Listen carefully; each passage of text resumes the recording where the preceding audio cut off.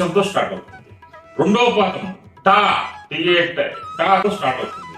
మూడవ పదం tea TI టీతో start అవుతుంది. నాలుగవ పదం టూ టిఓ టూతో స్టార్ట్ అవుతుంది. అయితే ఈ పుబ్బా నక్షత్రంలో మొదటి పాదంలో జన్మించిన వాళ్ళ యొక్క మనస్తత్వం ఎలా ఉంటుంది, వాళ్ళ పేరు ఎలా మొదలవుతాయి? పుబ్బా నక్షత్రంలో మొదటి పాదంలో ఎవరైతే జన్మిస్తారో వాళ్ళకి మోతో స్టార్ట్ చేయాలి. అంటే మోహన్ బాబు, మోహన్ రావు, ఆ విధంగా నామకరణం చేయాలి.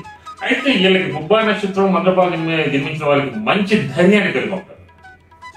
అదేవిధంగా చాలా చాలా గొప్ప పనులు చేస్తారు వీళ్ళు. ఇక దయాదాక్షిణ్యాలు కూడా ఎక్కువే.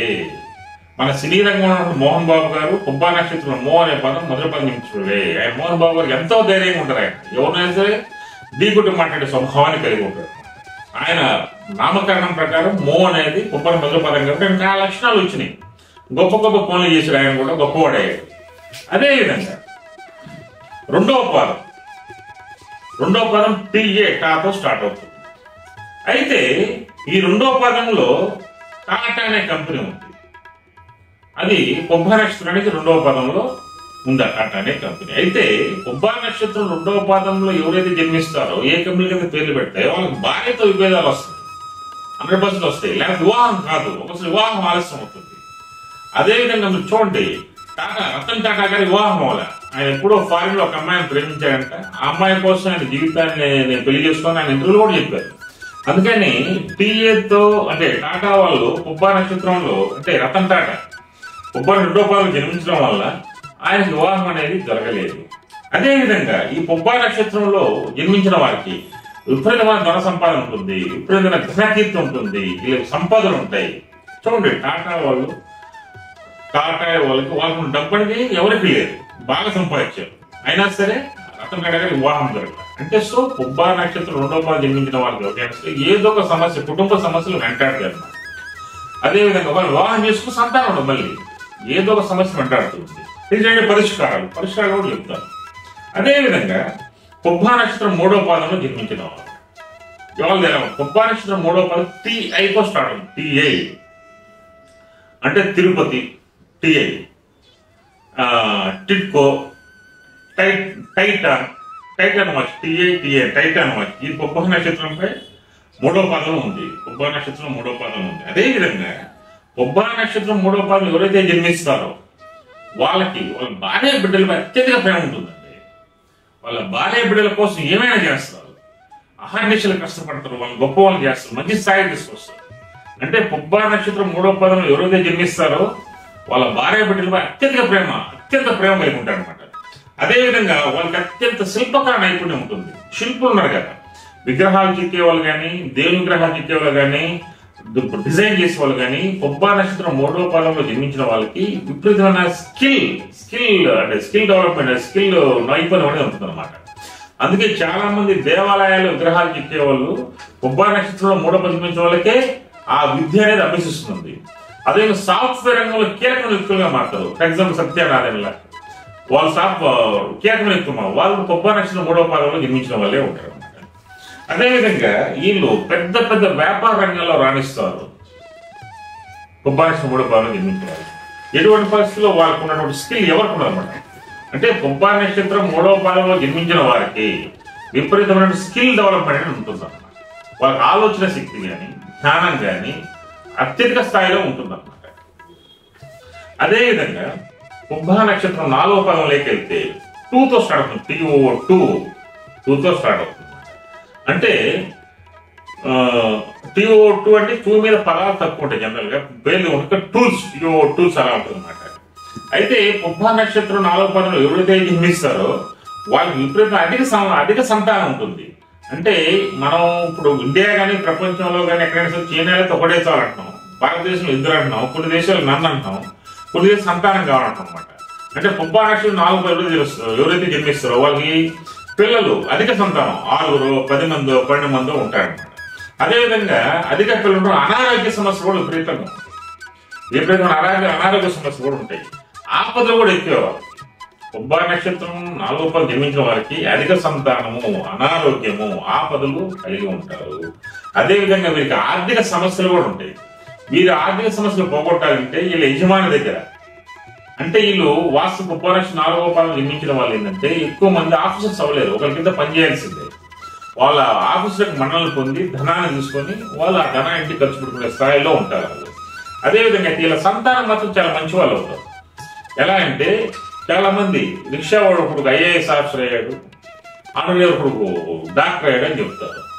అయితే వీళ్ళ సంతానం పుబ్బా నక్షత్రం 4వ పాదం జన్మించిన వాళ్ళ సంతానం మంచి ఆఫీసర్స్, మంచి స్థాయికి వెళ్తారు. అదేవిధంగా ఈ పుబ్బా నక్షత్ర జాతకంలో వీళ్ళు యోగ్యత సాధించాలంటే ఏమి చేయాలి అనే పాయింట్కి వస్తే, వీళ్ళు ఏ దేవుడు కొలవాలి అనే పాయింట్కి వస్తే పరమశివుణ్ణి ధ్యానించాలి, పరమశివుణ్ణి కొలవాలి, వెంకటేశ్వర స్వామిని కొలవాలి, అదేవిధంగా అమ్మవారిని కొలవాలి. అదే మరీ ముఖ్యంగా ఈ పుబ్బా నక్షత్రం 4వ పాదం జన్మించిన వాళ్ళు మహాశివుని ప్రతినిత్యం పూజిస్తూ పార్వతీ పరమైన ప్రతినిత్యం పూజించాలి. అదే శివరాత్రి రోజున జాగరణ చేయాలి, శివరాత్రిలో జాగరణ చేయాలి. కార్తీక మాసంలో ఉపవాసాల నుండి పరమశివుని పూజించాలి. వాళ్ళకి అప్పుడు ఆ పుబ్బా నక్షత్ర జాతకం యోగిస్తుంది. ప్రతినిత్యం వాళ్ళకి అందుబాటులో ఉన్న శివాలయానికి కానీ ఇంట్లో ఒక శివలింగాన్ని పెట్టుకొని కానీ పూజలు చేస్తే పుబ్బా నక్షత్ర జాతకం విపరీతంగా కలిసి వస్తుంది. అదేవిధంగా వీళ్ళు ద్వాదశ జ్యోతిర్లింగాలు అభిషేకం చేయించుకోవాలి. అది అభిషేకం చేయించుకోవాలి కంపల్సరీ. మెడలు ఏకముఖ రుద్రాక్షమాంత అర్ధచంద్రాకారం వంటి ఏకముఖ రుద్రాక్షమాంత ధరించాలి. వాళ్ళ మెడలో పార్వతీ పరమేశ్వరు యొక్క లాకెట్ ఉదాహరణ ధరించాలి. ధరించడం వల్ల వాళ్ళకి ఆర్థిక సమస్యలు తీరి మానసిక వికాసం పొంది వాళ్ళు ఉన్నత శిఖరాలు అధిరోహించే అవకాశం ఉంటుంది. అదేవిధంగా పుబ్బా నక్షత్ర జాతకులు ఏ నక్షత్ర జాతకం వివాహం చేసుకోకూడదు. కొందరు వివాహం చేసుకుంటే వాళ్ళు చేసుకున్న భార్యాభర్తలు విడిపోవడం, భార్యను భర్త చంపుకోవడం, భర్తను భార్య చంపుకోవడం ఎన్ని జరుగుతున్నమాట. అటువంటి వాళ్ళు ఒక సరైన సిద్ధాంతిని, గురువుని అనుసరించి చేసుకోవాలి. అయితే వాళ్ళు ఏ నక్షత్ర జాతకం వివాహం చేసుకోకూడదంటే హస్త నక్షత్ర జాతకం వివాహం చేసుకోరాదు, రేవతి నక్షత్ర జాతకం వివాహం చేసుకోరాదు, పుష్యమిని నక్షత్ర జాతకం వివాహం చేసుకోరాదు, అనురాధ నక్షత్ర జాతకం వివాహం చేసుకోరాదు, ఉత్తరాభాద నక్షత్ర జాతకం వివాహం చేసుకోరాదు, అదే ఆశ్లేష నక్షత్ర జాతకం వివాహం చేసుకోరాదు, అదే రోహిణి నక్షత్ర జాతకం వివాహం చేసుకోరాదు. ఎటువంటి పరిస్థితుల్లో హస్త, రేవతి, పుష్యమి, అనురాధ, ఉత్తరాభాద్ర, ఆశ్లేష, రోహిణి నక్షత్ర జాతకుల్ని పుబ్బా నక్షత్ర జాతకులు వివాహం చేసుకోరాదు. మీకు ఇంతకుముందు చెప్పాను వీళ్ళకి ఆర్థిక సమస్యలు ఉంటాయని. వీళ్ళ ఆర్థిక సమస్యలు తొలగాలన్నా చేయాల్సిన పని ఏంటంటే మన అష్టాదశ శక్తి పీఠాల్లో మహాలక్ష్మి శక్తి పీఠం అనేటువంటి కొల్హాపూర్ మహాలక్ష్మీదేవి గుడికి వెళ్ళి అక్కడ అమ్మవారికి అభిషేకం, కుంకుమ పూజ చేయించి ఆ కుంకుమ వాడుకుంటే ఆర్థిక సమస్యలు తీరుతాయి. అదేవిధంగా ఇంటిలో వెంకటేశ్వర స్వామి కళ్యాణం జరిపించి సుదర్శనం చేసి తిరుమల వెంకటేశ్వర స్వామిని కాలినడకన కొండపైకి ఎక్కి వాళ్ళు చేసుకుంటే, దర్శనం చేసుకుంటే అప్పుడు కూడా వీళ్ళకి ఆర్థిక సమస్యలు తీరుతాయి. అదేవిధంగా వీళ్ళు సంపూర్ణ ఆరోగ్యంగా ఉండాలంటే ఏం చేయాలి? సంపూర్ణ ఆరోగ్యంగా ఉండాలంటే మందపల్లి శనీశ్వర స్వామికి వెళ్ళి శనీశ్వరుడికి తైలాభిషేకం చేసుకోవాలి. చేసుకున్నట్లయితే వీరికి ఆరోగ్య రక్షణ అనేది వస్తుందన్నమాట. ఆ ఆరోగ్య రక్ష ఆ విధంగా వస్తుందన్నమాట. ఎటువంటి పరిస్థితుల్లో పుబ్బా నక్షత్ర జాతకులు రాజమండ్రి సమీపంలో రావులపాలెం దగ్గర ఉన్నటువంటి మందపల్లి శనీశ్వరుడికి తైలాభిషేకం చేయించుకోవాలి. అక్కడ శనీశ్వరుడు తైలాభిషేకం చేసిన తర్వాత అక్కడ స్నానం చేసి బట్టలు అక్కడే వదిలేసి కొత్త బట్టలు కట్టుకోవాలి. అక్కడి నుంచి ఆంజనేయ స్వామి గుడికి వచ్చేసి ఆకు పూజను చేయించుకోవాలి, తమలపాకుల పూజను. అక్కడి నుంచి నేరుగా విజయవాడ వచ్చేసి కృష్ణానదిలో మునిగి ఆ తడిపట్లతో అమ్మవారిని దర్శనం చేసుకున్నట్లయితే ఈ యొక్క శనిగ్రహ దోషం దొరికి యోగం సిద్ధిస్తుంది, గొప్ప వాళ్ళు అవుతారు.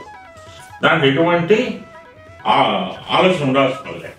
అదేవిధంగా పుబ్బా నక్షత్ర అన్ని రంగాల్లో రాణించాలి, మనం ఆర్థికంగా డెవలప్ అవ్వాలి, పిల్లలు ప్రశాంతంగా ఉండాలి, పిల్లలు జన్మించాలి, గొప్ప వాళ్ళం అవ్వాలి. ఇలా ఆల్రౌండ్ డెవలప్మెంట్ సాధించాలంటే మన భారతదేశంలో ఉన్నటువంటి ద్వాదశ జ్యోతిర్లింగాల్లో అభిషేకాలు చేయించినట్లయితే వీళ్ళకు ఉన్నటువంటి కష్టాలు కలిగి యోగం అనేది సిద్ధిస్తుంది. ఆ ద్వాదశ జ్యోతిర్లింగాలు ఏంటి అంటే మనకి కాశీ విశ్వనాథ స్వామి అనే కాశీలో విశ్వనాథునికి, అదేవిధంగా శ్రీశైల మల్లికార్జున స్వామికి. అయితే శ్రీశైలం వెళ్ళినప్పుడు మల్లికార్జున స్వామికి అభిషేకం చేయించి పక్కన బ్రహ్మరాంబరి కుంకుమ పూజలు కంపల్సరీ చేస్తారు. ఎందుకంటే జ్యోతిర్లింగము అష్టాదశ పీఠమైనటువంటి అక్కడ పీఠ రెండు ఉన్న ప్రాంతం శ్రీశైలం అన్నమాట. శ్రీశైలం ఎవరు వెళ్ళినా సరే మల్లికార్జున స్వామికి అభిషేకం చేయించాలి, బ్రహ్మరాంబిక దేవికి కుంకుమ పూజ కంపల్సరీ చేయించాలి. అదేవిధంగా రామేశ్వరంలో అభిషేకం చేయించాలి మహాశివునికి. అదేవిధంగా భీమశంకరాలయంలో కూడా అభిషేకం చేయించాలి. అదేవిధంగా ఇక్కడే గోదావరి నది పుట్టుకు స్థలం అన్నమాట. త్రయంబకేశ్వరంలో కూడా అభిషేకం చేయించుకోవాలి. అదే సోమనాథేశ్వరుడు, అదేవిధంగా నాగేశ్వరాలయం, ఉజ్జయినిలో మహంకాళి, తర్వాత ఓంకారేశ్వరుడు చేయించుకోవాలి.